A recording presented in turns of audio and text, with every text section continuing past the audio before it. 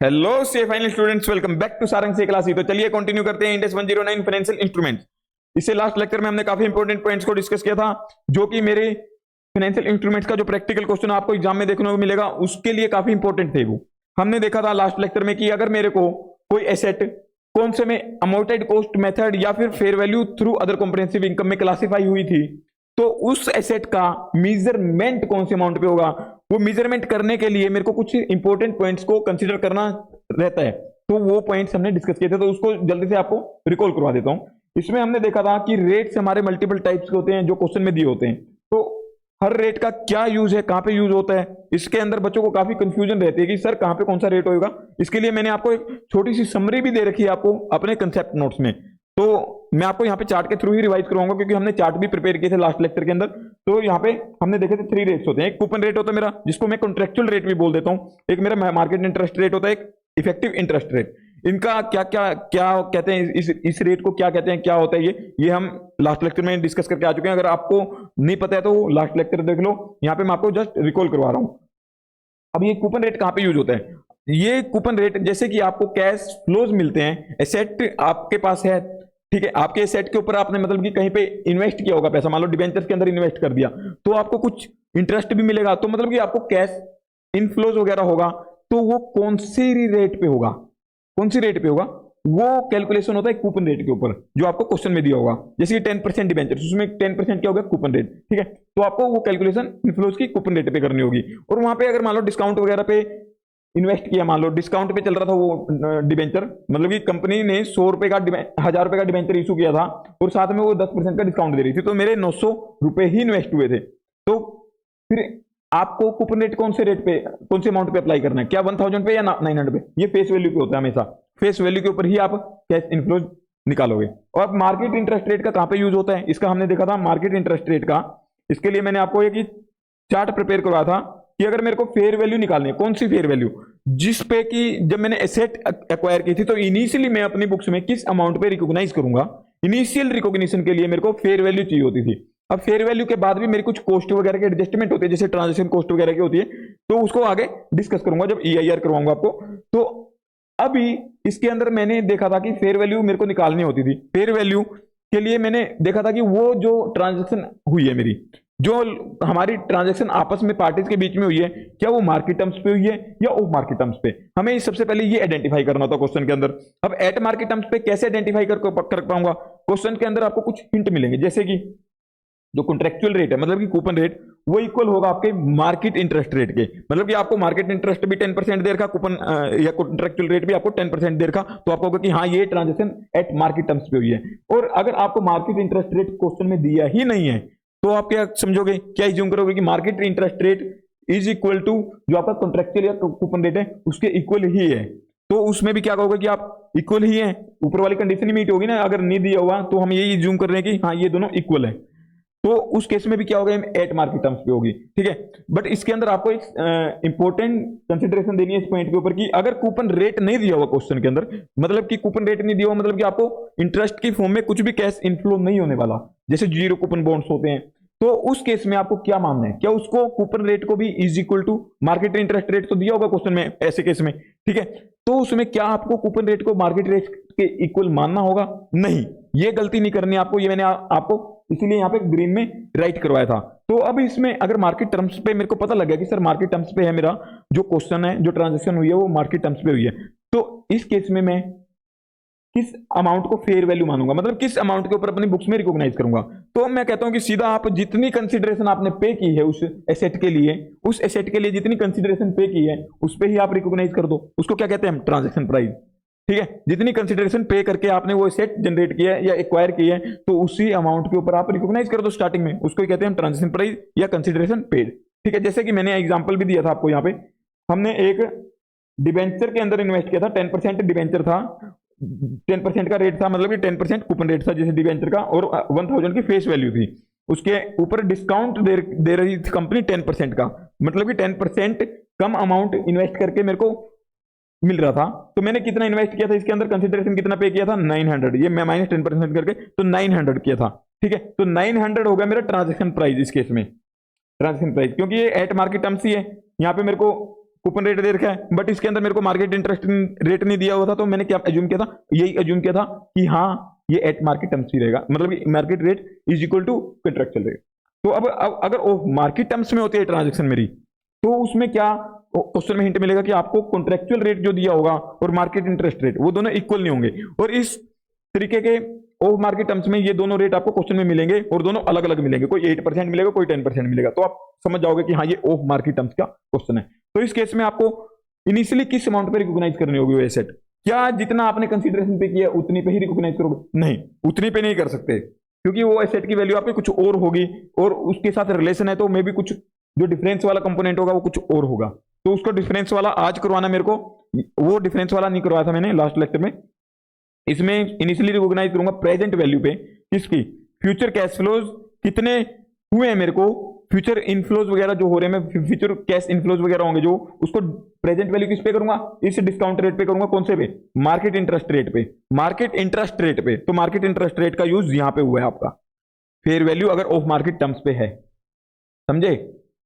तो अभी यहाँ पे हमने ये देख लिया, अब EIR का क्या देखा था, EIR का भी हमने देखा था, ठीक है। इसके अंदर मैं एक काम करता हूँ, आपको नोट्स पे ले चलता हूँ, अपने नोट्स के थ्रू भी आपको थोड़ा सा रिवाइज करवा देता हूँ जल्दी से, इंपॉर्टेंट चीजें। इसके अंदर हमने ये देखा था, ठीक है, ये इक्वल वाला था, ये वाला हो गया हमारा पॉइंट, कूपन रेट वाला हो गया, इसके बाद ये देखा था हमने, ये भी हो गया मेरा, ठीक है। अब इसमें EIR का यूज कहाँ पे होता था, मेरे को जब इंटरेस्ट को जब जब मिलेगा मेरे को, जैसे जैसे मिलता है एवरी ईयर एंड पे, तो वो इंटरेस्ट जितना मिलेगा क्या उतना ही रिकॉग्नाइज करना चाहिए या कुछ और, तो हम वो रिकॉग्नाइज जितना मिलेगा उसके ऊपर नहीं करते हैं, हम इफेक्टिव इंटरेस्ट रेट के ऊपर रिकॉग्नाइज करते हैं कि कितनी इनकम मेरी मानी जाएगी उसमें, क्योंकि मेरे को जो इंटरेस्ट मिलेगा वो इनकम कितनी मानी जाएगी वो ये बताता है मेरे को इफेक्टिव इंटरेस्ट रेट, ठीक है। इसलिए इफेक्टिव इंटरेस्ट रेट की लास्ट लेक्चर में हमने कैलकुलेशन भी देखी थी कैसे होती है, तो इसका मैंने आपको एग्जाम्पल भी करवाया था। अब इसके नोट्स मैंने दे रखे थे, बिल्कुल ये कंसेप्ट नोट्स जो आपको दिख रहे हैं इसके बिल्कुल लास्ट में दिख रहे थे आपको, ठीक है। बिल्कुल एंड में जाओगे तो आपको इफेक्टिव इंटरेस्ट रेट वाला पूरा कंसेप्ट मिल जाएगा सारा, कि उसकी कैलकुलेशन वगैरह कैसे होती है। इफेक्टिव इंटरेस्ट रेट होता क्या है, ये वो इंटरेस्ट रेट होता है जिस इंटरेस्ट रेट से मैं डिस्काउंट करूंगा, अगर जितने भी मेरे कैश फ्लोज हो रहे हैं वो उसके इक्वल हो जाएंगे उस रेट के ऊपर जितनी मैंने स्टार्टिंग में अपनी एसेट को अपनी बुक्स में रिकॉग्नाइज किया जिस अमाउंट पे, समझे। मतलब कि मैंने जितनी अमाउंट पे स्टार्टिंग में रिकॉग्नाइज किया है, अगर मैं कैश फ्लोज को ऐसे रेट से डिस्काउंट करूं कि वो उसके इक्वल हो जाए, तो उस डिस्काउंट रेट को कहते हैं हम इफेक्टिव इंटरेस्ट रेट, ठीक है। तो ये हो गया हमारा इफेक्टिव। अगर एक और चीज मैंने एग्जांपल के थ्रू ही समझा दी थी आपको, कि अगर मेरी ट्रांजैक्शन कॉस्ट नहीं दी हुई है और ऑफ मार्केट टर्म्स वाला केस था, तो उस केस में मैं इंटरेस्ट को किस अमाउंट पे रिकॉग्नाइज कर सकता हूं, मार्केट रेट पे भी कर सकता हूं। क्यों? क्योंकि आपका उस केस में इफेक्टिव रेट और मार्केट रेट सेम रहेगा अगर ट्रांजैक्शन कॉस्ट नहीं है, क्योंकि मैंने आपको ये लास्ट लेक्चर में प्रॉपर एक एग्जांपल भी दिखाया था, उसका एग्जांपल के थ्रू ही आपको वेरीफाई करवा दिया था। और यहाँ पे एट मार्केट टर्म्स होगी, तो उस केस में हमने देखा था कि अगर ट्रांजैक्शन कॉस्ट नहीं भी दी है तब भी आप मार्केट रेट नहीं लोगे, तब भी मार्केट रेट नहीं लोगे अगर एट मार्केट टर्म्स का क्वेश्चन है तो। क्यों? क्योंकि अगर आप देखोगे कि उसमें जब हमने ऑफ मार्केट टर्म्स वाले में देखा था, प्रेजेंट वैल्यू मार्केट रेट से करके लेके आए थे, और जो अमाउंट आई थी वो ही हमने इनिशियली रिकॉग्नाइज की थी अपने बुक्स में। अगर ट्रांजैक्शन कॉस्ट नहीं थी तो वही की थी, अगर ट्रांजैक्शन कॉस्ट होगी तो अलग होगी। तो अगर ट्रांजैक्शन कॉस्ट आ जाएगी तो उस केस में तो इफेक्टिव इंटरेस्ट रेट आपको निकालना ही पड़ेगा, ठीक है। अगर नहीं थी तो आपने यही मान लिया था मार्केट रेट को ही इफेक्टिव इंटरेस्ट रेट, क्योंकि आप उसी से डिस्काउंट करके लेके आए थे, तो वो तो इक्वल हो गई। अब यहाँ पे एट मार्केट टर्म्स में आपने डिस्काउंट करके नहीं लेके आए थे, आप कैसे लेके आए थे, आपने जितना कंसिडरेशन पे किया था उसके ऊपर ये रिकॉग्नाइज कर दिया था, समझे। उसी पे आपने इनिशियली रिकॉग्नाइज की थी, तो इसलिए यहाँ पे एट मार्केट टर्म्स वाले पे अगर ट्रांजैक्शन कॉस्ट दी हो ना दी हो आपको फर्क नहीं पड़ता, ठीक है। तो आपको EIR ही निकालना पड़ेगा, तो मार्केट रेट को नहीं मान सकते आप एट मार्केट टर्म्स वाले केस में, ठीक है। इसके बाद आगे हमने एक काम करता हूं ना, मैं जो एग्जांपल मैंने कंटिन्यू किया था उसमें थोड़ा सा और मेरे को काम करवाना था। लास्ट लेक्चर में ही मैंने आपको एक, हाँ ये कौन सा, नहीं इससे नीचे वाला था एग्जांपल एक और, हाँ ये करवा रहा था मैं आपको, EIR की कैलकुलेशन सिखाई थी मैंने आपको एक एग्जांपल में। ये कौन सा मेरा एट मार्केट टर्म्स वाला क्वेश्चन था, हाँ एट मार्केट टर्म्स वाला था सर, समझ गए। इसके अंदर IRR की या EIR कह लो, उसकी कैलकुलेशन सीखी थी हमने। उसके बाद अगर मैं कहूं हमारा EIR का रेट ये आ गया था। इसी को आगे कंटिन्यू करके एक और कंसेप्ट करवाना मेरे को। हमारी ना क्या होता है कि इंटरेस्ट, 2 मिनट में आपको कंसेप्ट करवा देता हूँ, एक बार थोड़ा सा कंसेप्ट करवा देता हूँ, उसके बाद मैं आपको बताता हूँ।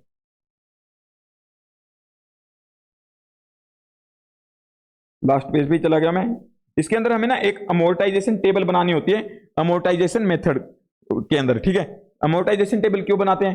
क्योंकि इससे मेरे को पता लगता है कि मेरे को कितना इंटरेस्ट इनकम रिकॉग्नाइज करनी है, और मेरी अमोर्टाइज्ड मेथड में जो सब्सिक्वेंटली एसेट कितने अमाउंट पे शो होनी चाहिए, ठीक है। तो वहां पे हमने देखा था कि अमोर्टाइज्ड कॉस्ट पे ही शो होती है सब्सिक्वेंटली इस मेथड के अंदर, अमोर्टाइजेशन मेथड के अंदर, ठीक है, अमोर्टाइजेशन कॉस्ट मेथड के अंदर। तो इसका टेबल का फॉर्मेट दे रखा मैंने। सबसे पहले ईयर आता है, उसके बाद opening balance of financial asset या फाइनेंशियल लायबिलिटी। एसेट का केस है तो एसेट, लायबिलिटी का केस है तो लायबिलिटी। अभी हम एसेट वाला कर रहे हैं तो हम ओपनिंग बैलेंस एसेट का लिखेंगे कि मतलब फर्स्ट ईयर के बिगनिंग में कितना बैलेंस था। अब यहाँ पे जैसे मैं यहाँ पे लिख के दिखा देता हूँ, फर्स्ट ईयर के बिगनिंग में कितना बैलेंस था और उसके ऊपर कितना इंटरेस्ट रिकॉग्नाइज करना है। ये कौन से रेट पे होगा? एट, जो मैंने वो देखा था अनवाइंडिंग ऑफ इंटरेस्ट वाला, आपको कंसेप्ट करवाया था ये अनवाइंडिंग ऑफ इंटरेस्ट। उसमें हमने देखा था EIR था। और अगर ट्रांजेक्शन कॉस्ट इंकर नहीं हो रही थी, कौन से केस में? ऑफ मार्केट टर्म्स वाले क्वेश्चन में, तो हम उसमें एट मार्केट रेट भी ले रहे थे, ठीक है। अब ये प्रिंसिपल जो मतलब कि मैं मतलब कि पेमेंट रिसीव हुई है वो वाला, यहाँ पे रिपेमेंट दे रखा है, तो मतलब ये रिपेमेंट मतलब कि सामने वाली पार्टी ने मेरे को रिपे किया है। मैंने पहले उसको जब एसेट परचेज की होगी, मान लो डिबेंचर्स के अंदर इन्वेस्ट किया होगा, तो उसको पैसा दिया होगा मैंने, तो अब उसने रिपेमेंट कर दी, तो ये हो गया मेरा रीपे, ठीक है। मतलब कि मेरे को कैश इनफ्लो हो गया मेरे लिए, तो रिपेमेंट ओ प्रिंसिपल या इंटरेस्ट। और यहाँ पे closing balance of financial asset, ये कैसे आता क्लोजिंग बैलेंस? ये जो आपका ओपनिंग बैलेंस था, ओपनिंग बैलेंस, इसके अंदर मैं प्लस कर दूंगा ये और माइनस कर दूंगा ये रिपेमेंट, ठीक है। इससे क्या होगा, मैं जैसे जैसे क्वेश्चन कराऊंगा आपको ये लॉजिक बता दूंगा इसका। अभी एक बार के लिए आपको फॉर्मेट समझा दिया मैंने कि ये फॉर्मेट बनेगा आपका, ठीक है। अभी मैं उसी जो एग्जांपल हमने IRR के लिए लिया था उसी को कंटिन्यू करता हूं आगे। इसी का हम बनाते हैं क्या, क्या बनाते हैं? अचार नहीं, वही बनाते हैं कि हमारा अमोर्टाइजेशन टेबल।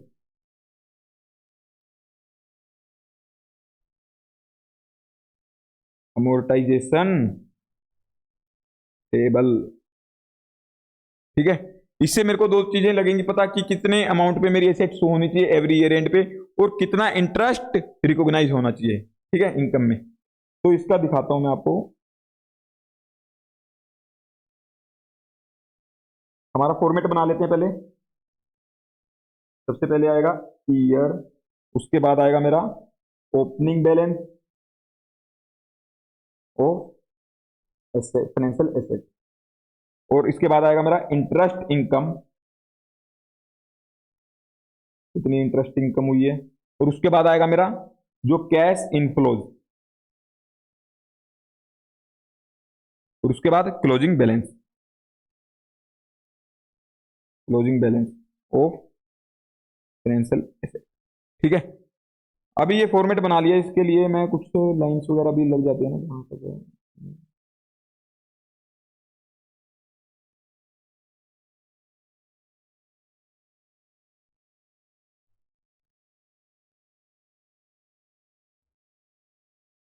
ठीक है जी। अभी यहाँ पे फर्स्ट ईयर की बात करते हैं। फर्स्ट ईयर, यहाँ पे सेकंड, हमारे कितने ईयर से यहाँ पे हमने कितने ईयर्स वाले में इन्वेस्ट किया था? ये 5 ईयर।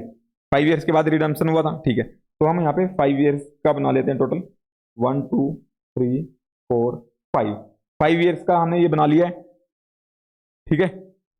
अब इसके बाद ओपनिंग बैलेंस कितना था, मैंने एसेट कितने अमाउंट पे रिकॉग्नाइज की थी? ये कौन सा केस था मेरा? एट मार्केट टर्म्स वाला था। तो एट मार्केट टर्म्स कैसे लगा था पता? ये कूपन रेट दे रखा था, मतलब कॉन्ट्रेक्चुअल रेट। इसमें कहीं आपको मार्केट रेट दिख रहा है? नहीं दिख रहा ना। तो हमने क्या किया था, एज्यूम किया कि मार्केट रेट भी यही है और इसके इक्वल हो गया, तो कौन सा हो गया मेरा? Eight market terms. Eight market terms में मैंने किस पे रिकॉग्नाइज किया था? ट्रांजेक्शन प्राइस पे, मतलब कि ट्रांजेक्शन प्राइस पे मैं अपनी बुक्स में रिकॉग्नाइज कर रहा हूँ। इसमें ट्रांजेक्शन कॉस्ट वगैरह कुछ दे नहीं रखी है, तो हम इसी अमाउंट पे रिकॉग्नाइज किया था ट्रांजेक्शन प्राइस पे। समझे? तो कितना दे रखा है ये ट्रांजेक्शन प्राइस 1 लाख में से -5% क्यों किया मैंने? ये 5% डिस्काउंट पे मिला था मेरे को, 5% डिस्काउंट पे मिला था, तो मेरे जेब से कितने गए थे 95,000, तो इसी पे रिकॉग्नाइज किया मैंने। तो 95,000 पे हमने इसको रिकॉग्नाइज किया, तो 95,000। अब इसके ऊपर इंटरेस्ट इनकम कितनी, कौन सा रेट लगेगा इसके ऊपर इंटरेस्ट इनकम, कौन से रेट से लगेगी? हमारा EIR कितना आया था, ये EIR जो मिल रहा है, जो EIR के अकॉर्डिंग होगा उसको हम एवरी ईयर इंटरेस्ट इनकम बनाते जाएंगे। ठीक है, मतलब इसको अनवाइंडिंग कह लो, कुछ भी कह लो, बात एक ही है। कितना रेट था ये 12.33%। ठीक है, अब इसके अकॉर्डिंग मैं कैलकुलेशन अगर करता जाऊं 95,000 के ऊपर मैं 12.33% का इंटरेस्ट निकालता हूं, अगर कितना आ गया मेरा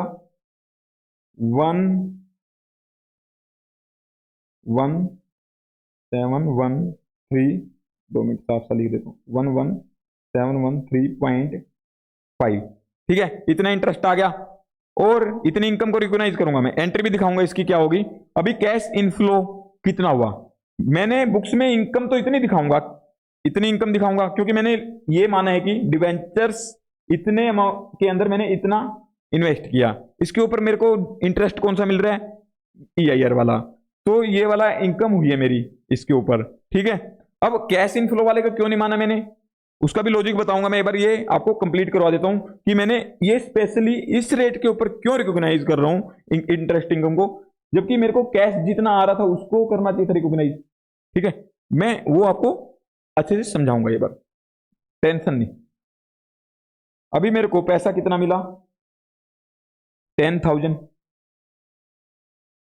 कितना 10,000 ही था ना, हाँ ये देखो 10,000 का कैश इनफ्लो। एक काम करो आप चाहे तो सारे कैश इनफ्लोज पहले ही लिख लो, सारे मैं लिख लेता हूँ। 4th ईयर तक तो मेरे 10,000 था और 5th ईयर में 1,15,000 का, ये सारा मैंने आपको लॉजिक बताया था क्यों क्यों आए थे ऐसे ऐसे। ठीक है, तो इनको लिख देता हूँ मैं सारों को 10,000 10,000 10,000 1,15,000। समझे? मेरा ये हो गया अभी कैश इनफ्लो। अब मेरे को ये क्लोजिंग बैलेंस निकालना है, क्लोजिंग बैलेंस। इसका क्या फॉर्मूला था मेरा, मैंने आपको बताया था ओपनिंग जो मेरा स्टार्टिंग में कितने अमाउंट पे मेरी एसेट दिख रही थी, मतलब कि इसका मतलब क्या होगा कि जो मेरा 95,000 का मतलब कि मेरे बुक्स में 95,000 की इन्वेस्टमेंट दिख रही है। अब उसके ऊपर इंटरेस्ट और ड्यू हो गया कितना 11,713, इतना इंटरेस्ट और मेरे को मिलना है, मतलब कि ये क्या था मेरा ओब्लिगेशन टू रिसीव प्रिंसिपल, ये मेरा प्रिंसिपल हो गया था। ओब्लिगेशन हमने देखा था कि प्रिंसिपल क्या होता है मेरा, फेयर वैल्यू प्रिंसिपल होता है, ये प्रिंसिपल जो मेरे को मिलना था। क्या फाइनेंशियल एसेट क्यों थी ये, contractual right to receive cash. ठीक है, ये मेरे को रिसीव था, राइट था, और अब मेरी इंटरेस्ट इनकम इतनी और ड्यू हो गई है, मतलब कि इतना और मेरे को कैश मिलना चाहिए था, तो इन दोनों का प्लस करूंगा तो कितना एसेट होनी चाहिए मेरी, अगर 95,000 प्लस ये करूं 95,000 प्लस 11,713.5, तो मेरा होना चाहिए 1,06,713.5, इतना अमाउंट मेरे को मिलने का हक है। तो मतलब कि अगर इसको मैं ड्यू कर देता हूं तो एंट्री मेरी हो जाती है, टोटल एसेट में शो करेगा, मेरे एसेट कितने से शो होगी फिर, इसकी एंट्री अगर मैं करके दिखाऊं आपको, एंट्री चलो मैं बाद में करके दिखाऊंगा एक बार, अभी इसके अंदर अगर चलो एंट्री करके दिखाऊं या चलो दिखाई देता हूं एक बार, इसकी एंट्री क्या होगी मेरी, इंटरेस्ट इनकम जब ड्यू हुआ मेरा इंटरेस्ट इनकम, तो इसकी एंट्री क्या होगी मेरी, जनरल एंट्री, ये होगी मेरी इन्वेस्टमेंट इन, कौन से 10% डिबेंचर्स थे ना वो, 10% डिबेंचर्स अकाउंट टू क्या होगा क्रेडिट, ये मेरी इंटरेस्ट इनकम है, टू इंटरेस्ट इनकम, ये कहां पे जाती है मेरी P&L में। ठीक है, ये मैं आपको लॉजिक बताऊंगा इसका, डेबिट कितने अमाउंट से इंटरेस्ट इनकम, ये वाली 11,713 11,713.5, फाइव भी है ना, हाँ 0.5, ठीक है। ये मेरी कौन सी होगी, इंटरेस्ट इनकम जब मेरी ड्यू हुई उसकी एंट्री। अब इससे पहले ये एंट्री इनिशियली ये तो पहले ईयर के बिगिनिंग में हो चुकी होगी, ये कब हुई आपकी, फर्स्ट ईयर के एंड में, फर्स्ट ईयर एंड पे, ठीक है। और जब आपके सेट जनरेट हुई होगी तब आपकी वो उसकी एंट्री भी होगी होगी इससे पहले हुई होगी वो, उसको भी मैं करके दिखा देता हूँ, इसको थोड़ा नीचे कर देता हूँ आपको। तो ये वाली तो मेरी बाद में हुई है, ठीक है। अब मेरे को सबसे पहले जो मेरी एसेट की एंट्री हुई होगी इनिशियल रिकॉग्निशन की, उसकी भी एंट्री हुई होगी, कैसे हुई होगी, उसकी मैंने आपको शायद करवाई भी थी, नहीं करवाई, इसमें नहीं करवाई थी, मैं करवा देता हूँ। इसकी एंट्री हुई होगी आपकी इन्वेस्टमेंट इन 10% डिबेंचर्स अकाउंट डेबिट, कितने से, 95,000 की थी, टू बैंक 95,000। आपने ये एंट्री की होगी जब एसेट को रिकॉग्नाइज किया होगा, और जब आपने इंटरेस्ट इनकम ड्यू हुई, मतलब कि इंटरेस्ट इनकम आपकी ड्यू हो गई, तो आपने क्या एंट्री की, एक ही एंट्री की। तो अगर मैं एसेट का अकाउंट कौन सा मेरा, इन्वेस्टमेंट इन 10% डिबेंचर्स अकाउंट, ये वाला, तो इसके अंदर टोटल कितनी एसेट मेरी शो हो रही होगी, अब ये प्लस ये, समझ रहे हो। तो मतलब कि इतना पैसा मेरे को अब एसेट अकाउंट में दिख रहा है। अब इसमें से मतलब क्या होगा कि इतना पैसा मेरे को रिसीव करने का हक है मेरे पास। अब उसमें से मेरे को कितना मिल गया, 10,000 मेरे को मिल गया, तो उसको क्या कर दूंगा, minus.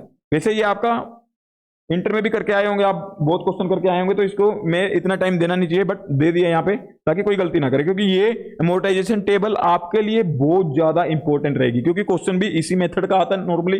FBT OCI FBT PL वगैरह उनको कोई पूछता नहीं है इतना, अमोर्टाइजेशन मेथड का ही क्वेश्चन मिलेगा आपको देखने को एग्जाम में, ज्यादा चांसेस उसी के रहते हैं। कंपाउंड फाइनेंशियल इंस्ट्रूमेंट का देखने को मिल जाएगा, ठीक है, ऐसे ऐसे क्वेश्चन ही आते हैं। तो इसलिए ये वाला मेरे को बहुत इंपॉर्टेंट है आपको करवाना, इसलिए मैं इस पर टाइम डिवोट कर रहा हूँ, ठीक है। अब इसमें कितनी अमाउंट शो होनी चाहिए आपकी क्लोजिंग में, 95,000 प्लस 95,000 प्लस 11,713.5 माइनस कितना रिसीव हो चुका, 10,000, कितना आ गया ये 96,713.5। इतनी अमाउंट पे अब आपकी क्या हो रही होगी, क्लोजिंग बैलेंस। अभी जो ये क्लोजिंग बैलेंस था फर्स्ट ईयर एंड का, वो सेकंड ईयर के बिगिनिंग का ओपनिंग बैलेंस बन जाएगा। हाँ, तो इसको क्या करूंगा, 96,713.5, इसके अंदर अब इंटरेस्ट इनकम करो, 96,713 मल्टीपल मल्टीप्लाई 12.33%, कितनी बनी, 11,924.78, राउंड ऑफ कर दिया मैंने इसको, ठीक है। अब इसकी अगर मैं कैलकुलेशन करूं, 96,713.5, क्लोजिंग बैलेंस निकालो, आपको तो आ गया ना, अब तो निकालना, 98,638.27, ठीक है, इसको 27, ठीक है। अब इसी को ओपनिंग बना लूंगा मैं। अब इसके ऊपर इंटरेस्ट इनकम करो ड्यू, कितना था, 12.33 है ना, हाँ 12.33, कितनी बनी, 12,162.1, राउंड ऑफ कर दिया इसको मैंने।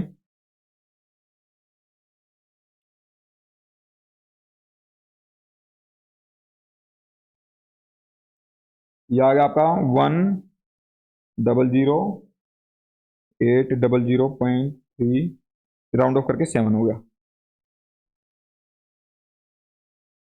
अभी इसका आगे करता हूं मैं, 1,008,003 मल्टीप्लाई 12.33%, 12.33% का कितना आ गया मेरा, इसको ओपनिंग में लिख लेता हूँ पहले तो।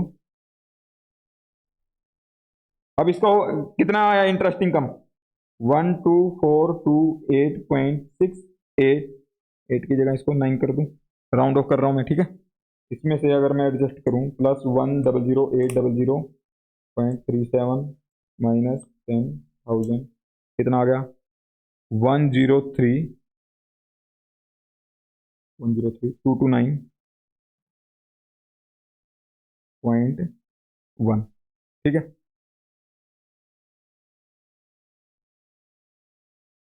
2 डेसिमल्स पे ले रहे हैं ना, तो इसको राउंड ऑफ नहीं करेंगे ना, 2 डेसिमल्स पे करेंगे। आपको एग्जाम में 3 डेसिमल्स पे करके आना ही है, ठीक है, हमेशा राउंड ऑफ। 0.6, ये पता नहीं बहुत ज्यादा मैंने उधर कर दिया है।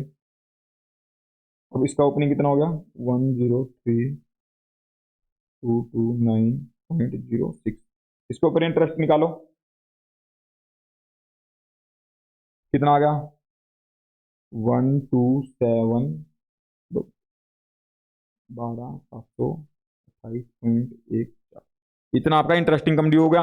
और लास्ट में 1,15,000 आपको प्रिंसिपल, कौन सा प्रिंसिपल कितना मिला होगा आपको, प्रीमियम पे रिफंड हुआ था, ये प्रीमियम पे रिडीम हुआ था, ठीक है, जो ये देखो प्रीमियम पे रिडीम हुआ था ना, redemption after 5 years at 5% premium. तो 1 लाख का फेस वैल्यू थी प्लस प्रीमियम, कितना 1,05,000 आपको इसका मिल गया, और 10,000 आपका इंटरेस्ट ही मिल रहा था, तो 1,15,000 हो गया था टोटल। ये लास्ट लेक्चर में मैंने आपको बता दिया था कैश फ्लोज वगैरह कैसे आए थे। तो अब इसका अगर मैं निकालूं, कितना आ गया, इनका बैलेंस निकालो आप।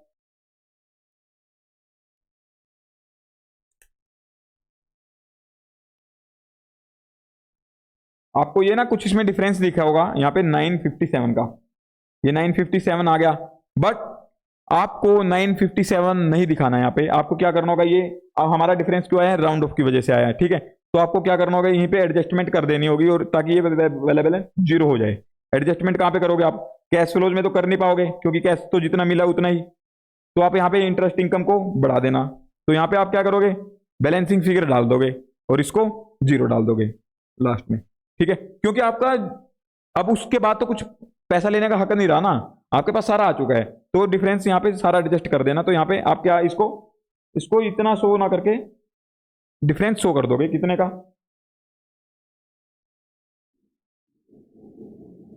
1,15,000 माइनस 1,03,229.06। आप इसको शो करोगे 11,770.94, ये बैलेंसिंग फिगर निकाल दोगे इसका और इसका, ठीक है, उसको यहाँ पे शो कर दो, समझे। अब एक एंट्री मैंने दिखा दी कि यहाँ पे इनिशियली एसेट रिकॉग्नाइज होगी, तो ये एंट्री डलेगी, और उसके बाद भी मेरी एंट्री होगी। जैसे कि मेरी कौन सी एंट्री हुई, सबसे पहले ये इंटरेस्ट इनकम को रिकॉग्नाइज किया। अब मेरे को पैसा भी तो मिला है, ये फर्स्ट ईयर के एंड में हो रही है, फर्स्ट ईयर के एंड में मेरी एक तो ये वाली एंट्री हुई, एक एंट्री और होगी कौन सी, मेरे को पैसा भी तो मिला है, समझे। तो इसमें क्या एंट्री होगी, बैंक अकाउंट डेबिट, कितना पैसा मिला मेरे को, 10,000,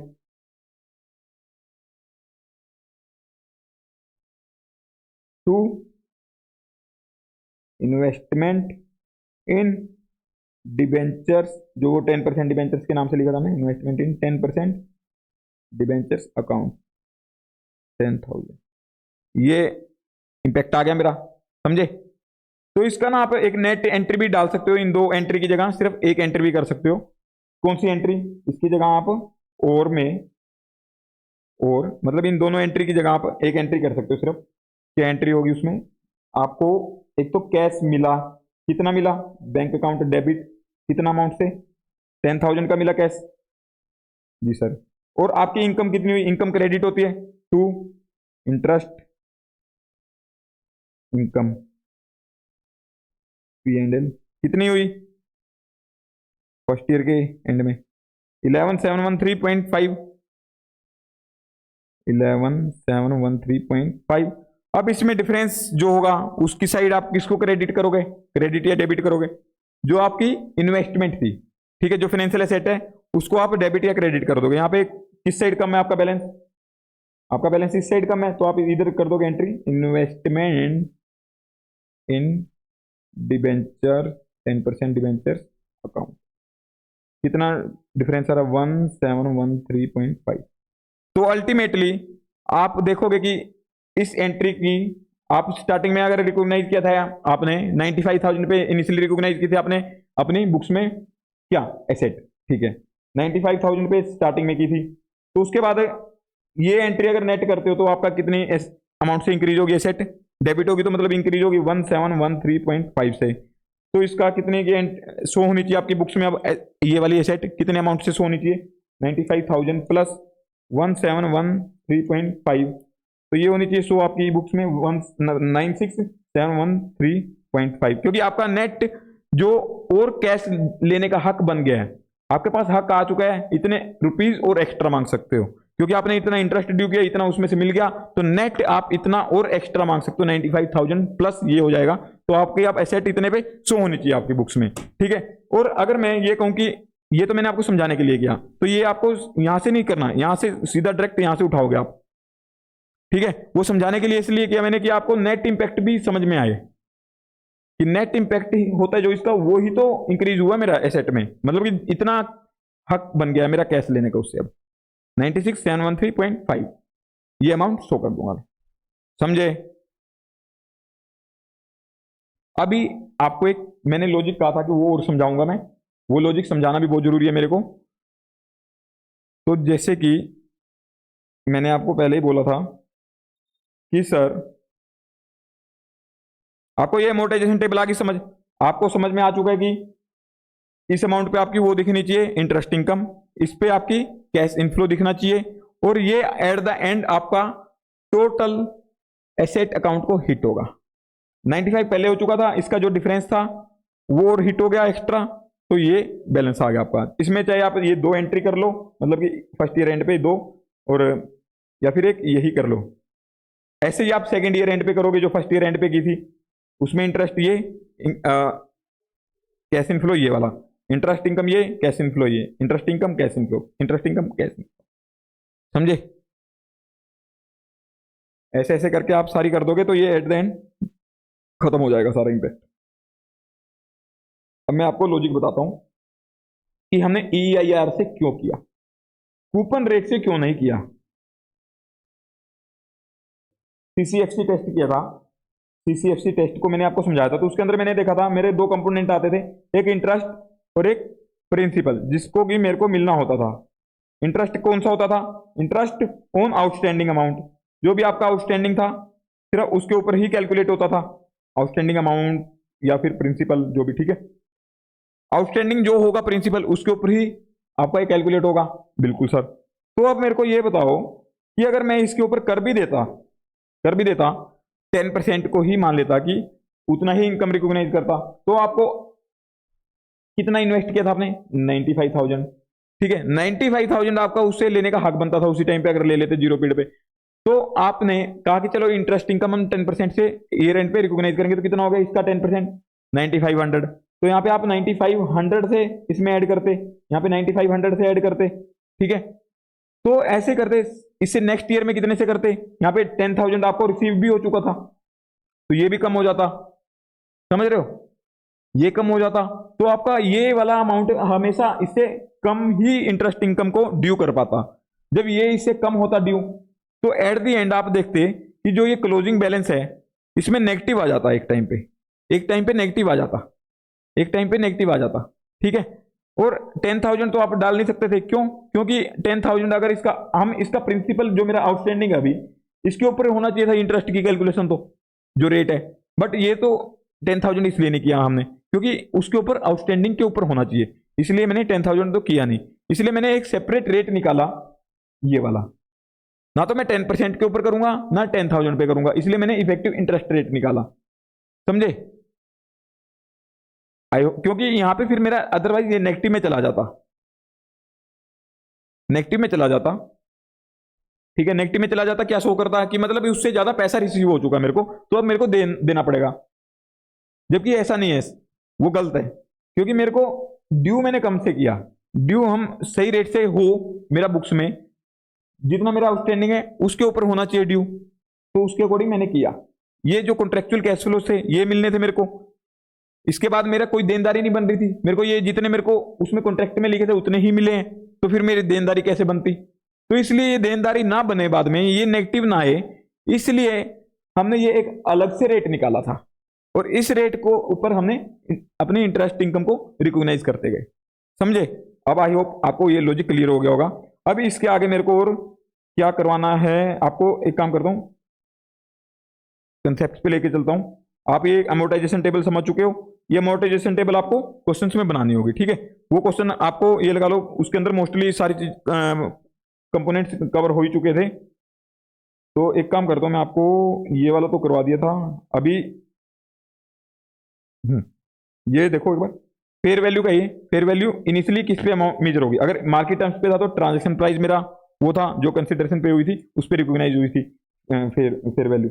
और अगर मेरा ऑफ मार्केट टर्म्स था तो डिटरमाइन की थी उसकी फेयर वैल्यू कैसे, प्रेजेंट वैल्यू ऑफ वो करके एट मार्केट रेट पे। ठीक है, इसके बाद अगर मैं कहूं कि इसका आगे ट्रीटमेंट कैसे होगा, जैसे कि आपको ना एक आईसीआई का ही एग्जांपल करवा देता हूं, उसके थ्रू मैं आगे आपको कंसेप्ट क्लियर करवाऊंगा ये वाला दोनों।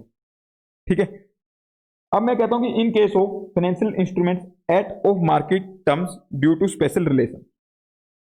अभी बात करते हैं स्पेशल रिलेशन की। ठीक है, ये ऑफ मार्केट टर्म्स की, और ये सारा भी आगे ऑफ मार्केट टर्म्स का ही दे रखा है, जो भी ये दे रखा है, समझे। ये ऑफ मार्केट टर्म्स में रहेगा। एट मार्केट टर्म्स वाला बिल्कुल इजी है, वो एट मार्केट ट्रांजेक्शन प्राइस पे ही हो गया था खत्म, तो उसके अंदर इतना नहीं रहेगा। इसके अंदर देखो, अगर डिफरेंस आता है बिटवीन ट्रांजेक्शन प्राइस, मतलब कि जो कंसिडरेशन मैंने पे की है और जिस फेयर वैल्यू पे मैंने रिकॉग्नाइज किया है, उसमें अगर डिफरेंस होता है, ये डिफरेंस क्यों होगा, क्योंकि यहाँ पे फेयर वैल्यू मैंने कैसे निकाली, present value of future cash flows उसके अकॉर्डिंग, और मार्केट रेट लिया। अब स्पेशल रिलेशन की वजह से ये हो सकता है कि मैंने उसको कम रेट पे दिया हो सकता है कि मैंने उसको कम रेट पे दे दिया हो, लोन वगैरह हो सकता है कम रेट पे दिया होगा। अगर मान लो, मैं जैसे कि आपको ये समझा देता हूं, यहाँ पे मैंने एक पर्सन को 1 लाख का लोन दिया एट 8% रेट पे, जबकि उस मार्केट में रेट चल रहा था, मार्केट रेट था 10%। तो ये मैंने आपको एक चीज बताई थी कि जब ज्यादा रेट होता है तो उसको अगर प्रेजेंट वैल्यू करके लेके आते हैं ज्यादा रेट से, तो हमारा कम आएगा प्रेजेंट वैल्यू, क्योंकि उसमें इंटरेस्ट का कंपोनेंट ज्यादा हो जाता है। तो ये कह रहे हैं कि मार्केट के अकॉर्डिंग आपको 10% इंटरेस्ट मिलना चाहिए था, और हम ले रहे हैं सिर्फ 8%, मतलब 2% कम ले रहे हैं। ठीक है, अब मेरे को अगर मैं प्रेजेंट वैल्यू अगर ये कहूँ कि 1 लाख मैंने इन्वेस्ट किया था, उससे कैश कितने ले रहा हूँ, 8000 8000 8000, और जबकि मैं प्रेजेंट वैल्यू किससे करके लेके आऊंगा, 10% से, 10% से कम करके लेके आऊंगा, तो ये मेरी 1 लाख से तो कम आएगी, 1 लाख से कम आएगी, बिल्कुल कम आएगी, ये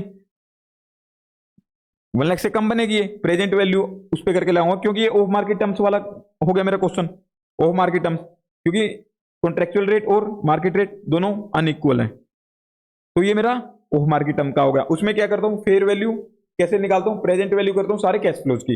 यहाँ पे कैश फ्लोज मेरे 8000 8000 8000 और 1 लाख वाला हुआ होगा, जो भी जितने भी ईयर्स का होगा उसके अकॉर्डिंग मैं प्रेजेंट वैल्यू करके लाऊंगा, तो ये 1 लाख से कम बनेगी मेरी। मान लेता हूँ कि 95,000 बनी है, 95,000 बनी है। तो स्टार्टिंग में आप रिकॉग्नाइज तो करोगे उस एसेट को, तो चलो 95,000 पे, चलो 95,000 पे रिकॉग्नाइज कर दिया उस एसेट को, और आपकी बैंक से जाएगा, आपकी एंट्री क्या होगी 95,000 पे अगर रिकॉग्नाइज करोगे इस लोन को। तो इसकी अगर मैं एंट्री बताऊं, लोन रिसीवेबल किस अमाउंट से आएगा, 95,000 से। 2 में आपका जाएगा बैंक से कितना, 1 लाख, बैंक से तो आपका 1 लाख गया, ये देखो 1 लाख बैंक से गया, और 95,000 आपने एसेट बुक किया, तो 5,000 का जो डिफरेंस आया उसका क्या करेंगे, उसका भी तो कुछ करोगे ना।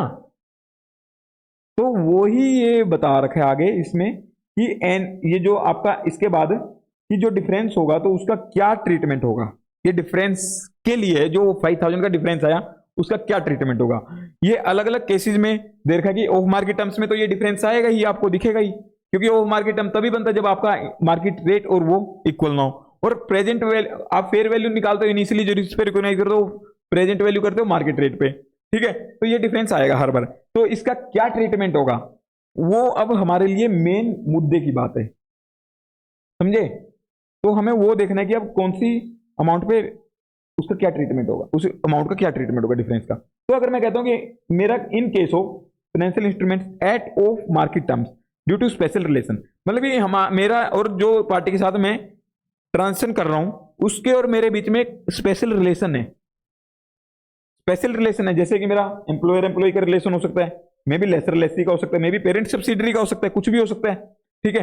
अब मान लो मेरा एम्प्लॉयर एम्प्लॉय का रिलेशन है, तो उस केस में क्या होगा, in case of staff loan, employer employ मतलब कि मैं एम्प्लॉयर हूं, मैंने अपने एम्प्लॉय को कोई लोन वगैरह पे पैसा दे दिया, ठीक है। अब मार्केट में तो रेट चल रहा था कितना, मार्केट में लोन चलता था 10, ओहो कहाँ गया, मार्केट में लोन बिकता था 10% के रेट पे, मैंने उसको दे दिया 8% पे, ठीक है। तो इनिशियली तो मैंने कम पे रिकॉग्नाइज किया होगा, तो जो डिफरेंस आया मेरा, मान लो यही वाला एग्जांपल लगा लेता हूं कि मैं 1 लाख का लोन दिया अपने झंडू माम को, झंडू माम मेरा एम्प्लॉय है, उसको 8% पे, मार्केट में चल रहा था 10% का रेट, तो मैं 95,000 पे रिकॉग्नाइज किया, तो डिफरेंस आया मेरा कितना इसमें, 1 लाख का मैंने पेमेंट किया था, 95,000, 1 लाख का पेमेंट किया था, 95,000 का मैंने रिकॉग्नाइज किया, तो मेरा डिफरेंस आया 5,000 का। 5,000 क्या मानूंगा इस केस में, अगर एम्प्लॉयर एम्प्लॉय का रिलेशनशिप है, तो ये मानूंगा कि एम्प्लॉय को क्या करता हूं मैं, उसके ऊपर एम्प्लॉय बेनिफिट एक्सपेंसेस करता हूं, तो मानूंगा कि उसको मोटिवेट करने के लिए मैंने कुछ उसके ऊपर खर्चा कर दिया, क्या मतलब कि उसको सस्ते रेट पे ब्याज ब्याज पे लोन दे दिया। जैसे आप बैंक में भी एम्प्लॉय होते तो आपको जो सीटीसी होता है, आप अगर बैंक में जॉब करोगे तो आपको जो सीटीसी बताएंगे उसके अंदर ना कुछ लोन के अंदर कंसेशन का पोर्शन भी ऐड किया होता है सीटीसी में, कि आपको सस्ते रेट पे लोन मिल जाएगा, तो उसको भी सीटीसी में दिखा देते हैं कि हाँ एम्प्लॉय के ऊपर कॉस्ट कर रहे हैं, ठीक है। अब यहाँ पे आपको क्वेश्चन में ये देखना कि उसके ऊपर कुछ कॉस्ट की नहीं, आपको ये देखना ही नहीं है, आपको ये देखना कि रिलेशन क्या उनका, रिलेशन के बाद आपको अगर डिफरेंस मिलता है एम्प्लॉयर एम्प्लॉय का, तो आप यही मानोगे कि एम्प्लॉय बेनिफिट एक्सपेंसेस है, सिंपल। आप इतना लॉजिक नहीं लगाओगे वहां पे, आप सिंपल ये देखोगे रिलेशन क्या है, अगर उसके बीच में कुछ डिफरेंस आता है फिर भी, तो आप जो रिलेशन के अकॉर्डिंग यहाँ पे दे रखे है ना, जो यहाँ पे दिया हुआ है, आप यही मान के आओगे, यही मान के आओगे जो यहाँ पे दे रखे है, सिंपल, समझे। एक बार मैं वाटर ड्रिंक कर लेता हूँ।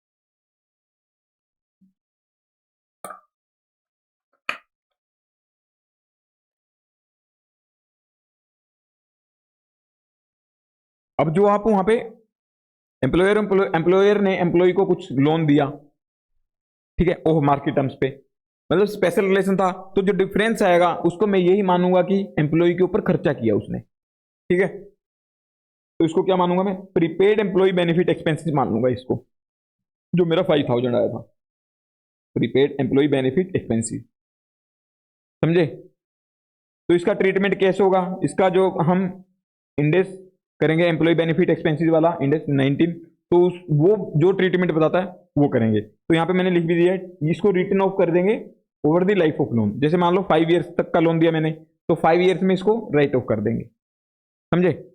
तो इसका जैसे क्वेश्चन आएगा, क्वेश्चन के अंदर भी मैं आपको सिखा दूंगा कैसे होगा। तो इसके अंदर एक तो ये हो गया, अगर इसके अंदर लॉजिक की बात करूं तो लॉजिक तो यही हो गया कि एम्प्लॉय को मैंने कुछ भी लगा लो कम लोन पे इसलिए दे दिया कि एम्प्लॉय मेरे पास काम कर रहा था।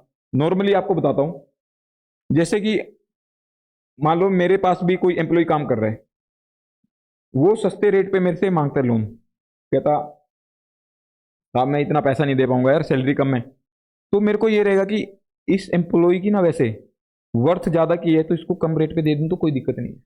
जिस एम्प्लॉय को मैं निकालना चाहता हूँ ना, जो मेरे को लगता है कि यार बहुत ज्यादा कॉस्ट लग रही है इसकी, उसको मैं निकाल भी देता हूँ, उसको लोन दूंगा ही नहीं, नॉर्मली होता मार्केट में, ठीक है। ये लॉजिक की बात होगी। क्या क्वेश्चन में आपको ये देखना लॉजिक, नहीं, आपको एम्प्लॉयर एम्प्लॉय का मिलेगा रिलेशन, तो simple prepaid employ benefit expenses में आप दिखा दोगे डिफरेंस को, ठीक है। और अगर लेसर और लेसी का है, मतलब कि लेसर और लेसी का रिलेशनशिप है, तो सिक्योरिटी डिपॉजिट कौन करता है, लेसी। लेसर कौन होता है, जिसकी एसेट है, कौन सी फिजिकल एसेट, जो भी लैंड वगैरह है, उसने सामने वाली पार्टी को यूज करने के लिए दे दी लीज पे, तो वो सामने वाली पार्टी को एक सिक्योरिटी भी डिपॉजिट करनी पड़ती है सामने वाले को, ताकि उस एसेट के ऊपर कोई डैमेज ना हो। अगर डैमेज हो जाएगा तो मैं जिसकी एसेट थी वो उससे क्या कर सकता है, कुछ पैसा अपना रिकवर कर सकता है। आप जैसे कि रेंट पे भी लेते हो कहीं रूम वगैरह, ठीक है, रेंट रेंट ही मान लो, ये लीज, ठीक है, डिफरेंस होता है लीज में, थोड़ा सा डिफरेंस होता है, बट रेंट ही मान लो। तो रेंट पे जैसे आपने रूम लिया, तो आपको कुछ सिक्योरिटी भी डिपॉजिट करनी पड़ती है, 1 मंथ की सिक्योरिटी होती है, वैसे 1 मंथ का रेंट 1 मंथ की सिक्योरिटी, नॉर्मली यही चलता है। अब बॉम्बे साइड चले जाओ तो वहां तो 1 ईयर की सिक्योरिटी ले लेते हैं पूरी, ठीक है, अगर आपको फ्लैट वगैरह लेना है तो 1 ईयर की ले लेते हैं, वो तो सिक्योरिटी, और रिफंड भी नहीं करते हैं अगर टाइम से पहले खाली करके जाते हो। ठीक है, तो वो सिक्योरिटी दे देते हैं किस लिए कि वो अगर कुछ डैमेज होगा तो वो रिकवर कर लेंगे पैसा। तो मतलब कि लेसी ने कुछ सिक्योरिटी डिपॉजिट किया होगा। अब इसके ऊपर नॉर्मली इंटरेस्ट नहीं मिलता है कभी भी। ठीक है, तो इस पे इंटरेस्ट रेट आपका नॉर्मली 0 हो जाता है, और मार्केट में चल रहा होगा 10% का रेट इंटरेस्ट, तो ये इस मार्केट रेट के इक्वल नहीं है ना। जो कॉन्ट्रेक्चुअल रेट तो हो गया आपका 0%, और मार्केट में चल रहा है 10%, ये अनइक्वल हो गया। तो इसको क्या कहेंगे, of market terms. Of market terms की होगी ट्रांजेक्शन। तो इसमें आप प्रेजेंट वैल्यू करके आओगे मार्केट रेट से, इससे ज्यादा रेट से करोगे तो आपकी प्रेजेंट वैल्यू कम ही आएगी, तो कुछ डिफरेंस बनेगा। आपने जो सिक्योरिटी डिपॉजिट का अमाउंट होगा वो ज्यादा होगा, और जो प्रेजेंट वैल्यू आएगी वो कम की होगी। तो उसका जो डिफरेंस होगा उसको क्या ट्रीट करोगे, उसको क्या करोगे। यहां पे अगर लेसी अपनी बुक्स में कर रहे हैं, लेसी, लेसी किसने, जिसने पैसा दिया। ठीक है, मान लो मैं लेसी हूं, मैंने आपसे कुछ लैंड रेंट पे ली है, लीज पे ली है, तो आपको कुछ मैंने सिक्योरिटी डिपॉजिट किया। अब मेरे पास एक राइट आ गया है कि आपसे कलेक्ट कर सकता हूं कैश, कौन सा, जो सिक्योरिटी डिपॉजिट किया मैंने। तो मेरे लिए क्या होगी, फाइनेंशियल एसेट। ठीक है, लेसी के लिए क्या होगी, वो फाइनेंशियल एसेट। ठीक है, लेसी फाइनेंशियल एसेट बुक करेगा, बट फाइनेंशियल एसेट उसकी कम अमाउंट से होगी, जितना उसने कैश पे किया उससे कम से। तो जो डिफरेंस होगा उसको क्या मानेंगे, प्रीपेड लीज रेंट। ये मान लेंगे कि हमने उसको लीज रेंट प्रीपे की है। समझ रहे हो। अब इसका क्या ट्रीटमेंट होगा, ये हम इंडेक्स 11 इसके अकॉर्डिंग करेंगे, 6 के अकॉर्डिंग। ठीक है, जो आपका लीज वाला है, to be return of over the period of deposit. ये डिपॉजिट जितने पीरियड के लिए किया उसके अंदर हम राइट ऑफ करेंगे। यहां पे मैंने लिख भी दिया है, बाकी हम डिटेल में इसका डिस्कशन वहां पे भी करेंगे जब हम ये स्पेसिफिक इंडेक्स करेंगे जाके। ठीक है, और अभी ये तो लेसी का हमने देख दिया कि क्या करेगा, वो प्रीपेड लीज रेंट मान लेंगे, क्योंकि उसको लाइबिलिटी बनती है ना कि रेंट देना ही आगे। ये मान लिया कि हमने, एजम्पशन ये हो जाती है इसमें। इसमें क्यों माना हमने प्रीपेड लीज रेंट, क्योंकि लेसी लेसर को क्या देगा, उस रेंट एसेट को यूज करने का रेंट देता रहेगा। तो हम यही एज्यूम करेंगे कि उसने आगे रेंट थोड़ा कम दे रखा होगा। समझ रहे हो।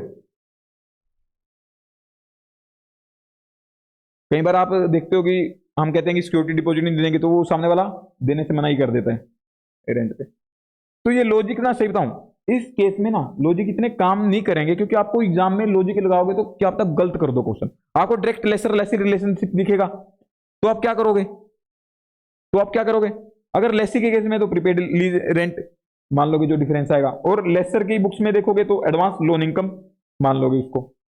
समझ रहे हो, ऐसे ही आपको ट्रीट करनी होगी चीजें।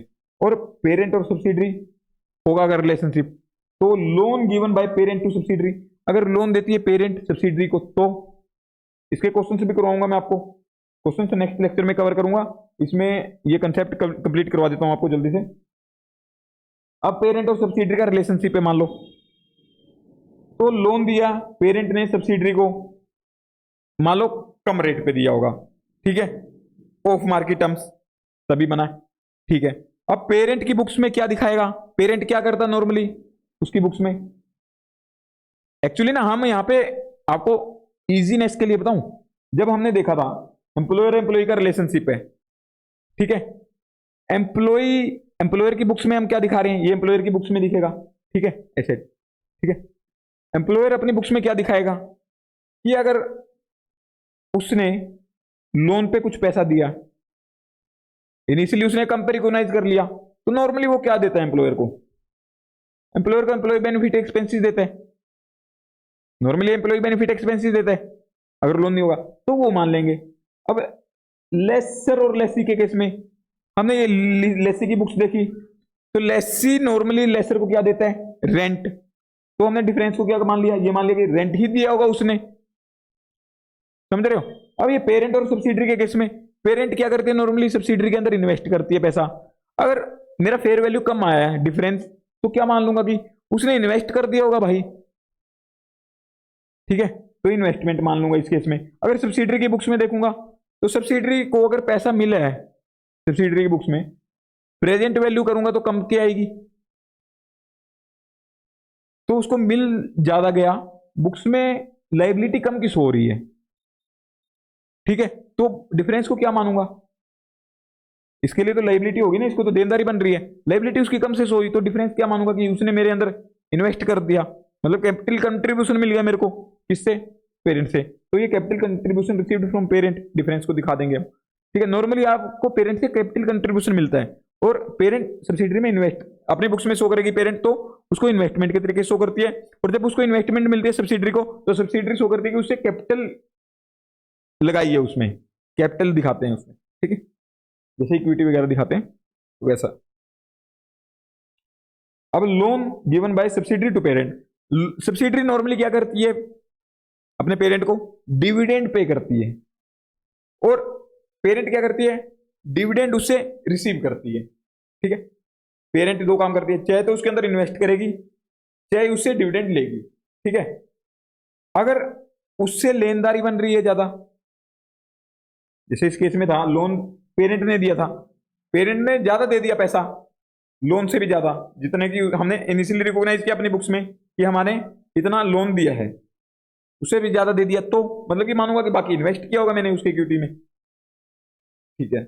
और दूसरी केस में मान लो सब्सिडरी मेरे को डिविडेंड देती है, अब सब्सिडरी से मैंने लोन ले लिया, मान लो लोन सब्सिडरी से ले लिया, अब नॉर्मली मेरी बुक्स में क्या दिखेगा? लाइबिलिटी, लाइबिलिटी कम अमाउंट से दिखेगा क्योंकि इंटरेस्ट रेट कम पे दिया होगा उसने मेरे को, अब उसने कम इंटरेस्ट पे दिया है, कम इंटरेस्ट पे रिसीव हुआ मेरे को, तो उससे मानूंगा, बाकी जो उससे जो दूसरी चीज मिलती है वही मिली होगी, क्या मिलता है? डिविडेंड इनकम, तो डिविडेंड इनकम मिली होगी उससे, समझ रहे हो? नॉर्मली जो चीज ये पेरेंट के लिए डिविडेंड इनकम, सब्सिडरी क्या देती है? डिविडेंड डिस्ट्रीब्यूशन करती है, समझ रहे हो? तो नॉर्मली जो डिफरेंस आएगा, अगर मेरा स्पेशल रिलेशनशिप है, जैसे ये एग्जांपल्स दिए मैंने, तो इस केस में स्पेशल रिलेशनशिप बनता है अगर मेरा, तो जो डिफरेंस होता है उसको ये मान लेंगे कि जो चीज हम उसको वैसे देते हैं वो ही चीज होगी वो, समझ रहे हो?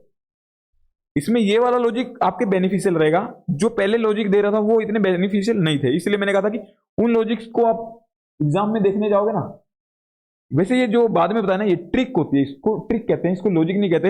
लॉजिक तो वही था, बट लॉजिक से आपको इसमें कंफ्यूजन हो जाएगी बेफालतू में, इसलिए लॉजिक ज्यादा डिस्कस इसमें करने की रिक्वायरमेंट नहीं है, ठीक है। आप लॉजिक से सोचोगे सर जो भी मैं आपको लॉजिक दूंगा, क्या पता आपके एग्जाम में वही लॉजिक घूमता रहे दिमाग में कि इसमें तो ये दिख नहीं रहा, तो मे बी ये प्रिपेयर्ड एक्सपेंसिव नहीं होगा, तो भी यहाँ पे लॉजिक मत लगाओ, इसमें ट्रिक लगाओ, जो ट्रिक मैंने आपको बताई है। अगर मेरा स्पेशल रिलेशनशिप है, उस स्पेशल रिलेशनशिप में एक दूसरे को जो दिया जाता है, क्या दिया जाता है, ठीक है, धोखा दिया जाता है, प्यार दिया जाता है, ठीक है, जो दिया जाता है वो मान लेंगे हम, जो डिफरेंस होगा उसको, बस।